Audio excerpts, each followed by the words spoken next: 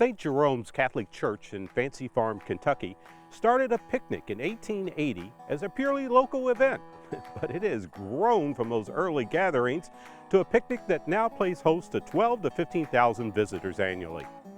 But that's not all. That would be pretty impressive alone. Because now, if you're running for office in the Commonwealth of Kentucky, you want to be seen and heard at this event.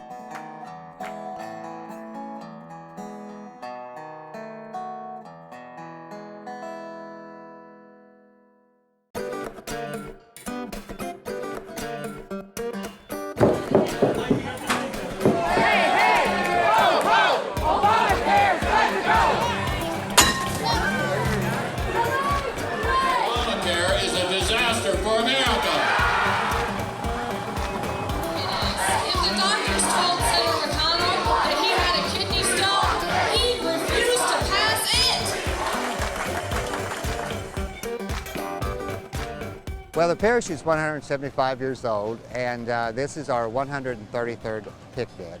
And historically, the families used to gather down at the creek, and it was a social event.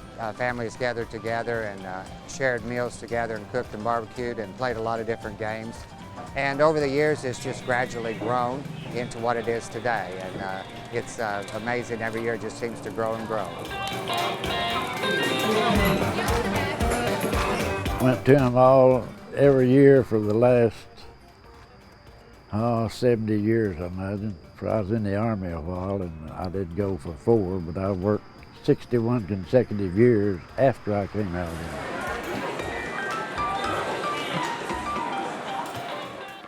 there. The idea of the thing was a hometown, more or less, get together and just celebrate a certain day.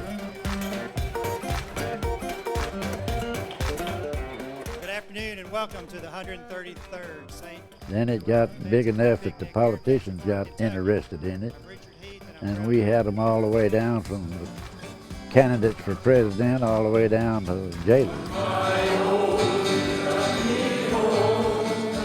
All the parishioners work together in the different booths. It's sort of a generational thing that families sort of teach each other how to do it. For example, there's a woman up at the meals that she's been slicing tomatoes for 50 years. Her daughters help her and her granddaughters help her.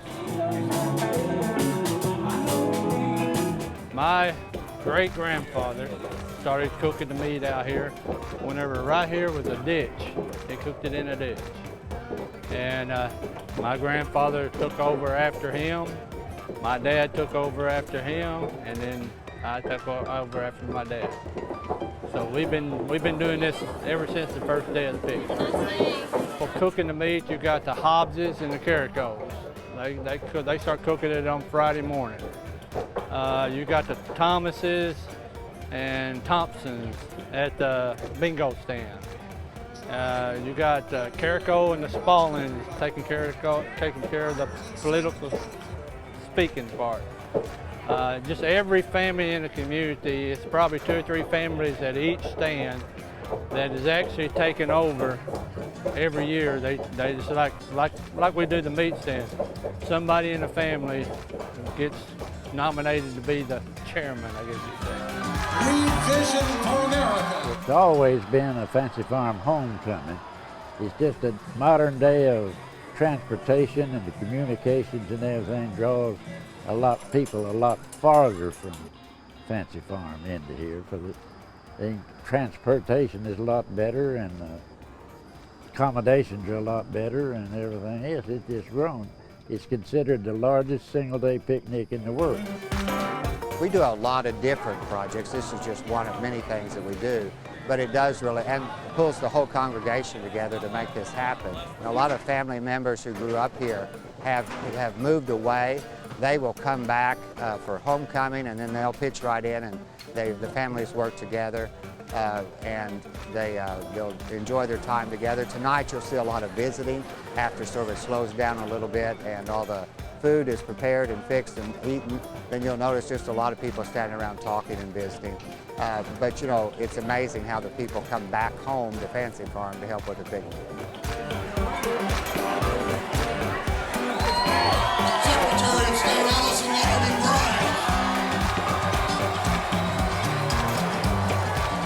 I think the biggest picnic we've ever had, and the biggest, I don't know where you call it a celebration, but the biggest confusion we ever had at the picnic was when presidential candidate George Wallace was here. But we've had a lot of different politicians.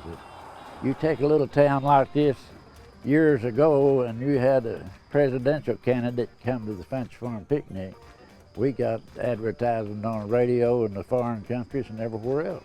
It makes the local news a lot, but it also makes the national news. This past summer I was in South Carolina on vacation, and I had a St. Jerome Fancy Farm t-shirt on, and someone said, "I've heard of that place," and they'd seen it on the news. So it gets a lot of coverage all over the country, I think.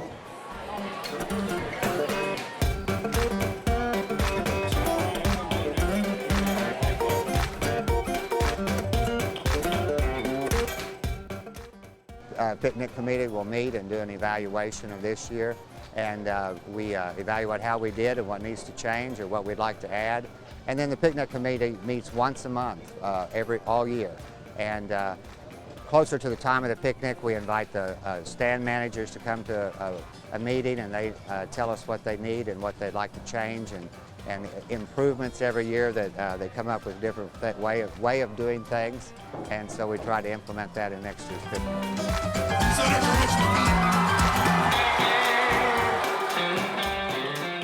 I'm very proud of it. My job, really, I just walk around and talk to people and help them out, but my job is to watch it and happen, and I tell people all the time, I just stay out of their way.